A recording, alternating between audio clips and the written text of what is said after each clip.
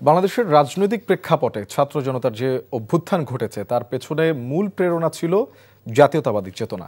এর পেছনে মূল কুশীলব ছিলেন বিএনপির ভারপ্রাপ্ত চেয়ারম্যান তারেক রহমান।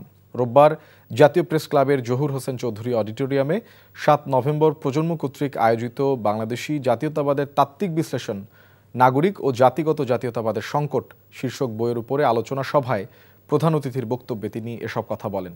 তিনি বলেন, শহীদ প্রেসিডেন্ট জিয়াউর রহমান বাংলাদেশি জাতীয়তাবাদের চেতনাকে ধারণ করে দেশের সব শ্রেণী পেশা ও গোষ্ঠীকে একই ফুলের মালায় গেঁথেছিলেন। আলোচনা সভায় বিএনপির সিনিয়র যুগ্ম মহাসচিব রিজভী আহমেদ অভিযোগ করেন, বিশ্ববিদ্যালয়ের ফাইনের টাকা যাচ্ছে জামায়াতের বাইতুল মালে। ছাত্র জনতার গণ অভ্যুত্থান ঘটেছে বাংলাদেশি জাতীয়তাবাদের মূলমন্ত্রেই। সেই গণ অভ্যুত্থানে তারেক রহমান নেপথ্যের একজন কুশীলব হিসেবে। আমরা যে তাদেরকে বহিষ্কার করছি, পদ স্থগিত করছি, তাদেরকে বিভিন্ন শাস্তিমূলক ব্যবস্থা গ্রহণ করছি, সেটা তো বলছেন না। সেটা ফাইন করার অধিকার কি আছে, ভিপির আছে, ডাকসুর ভিপির আছে?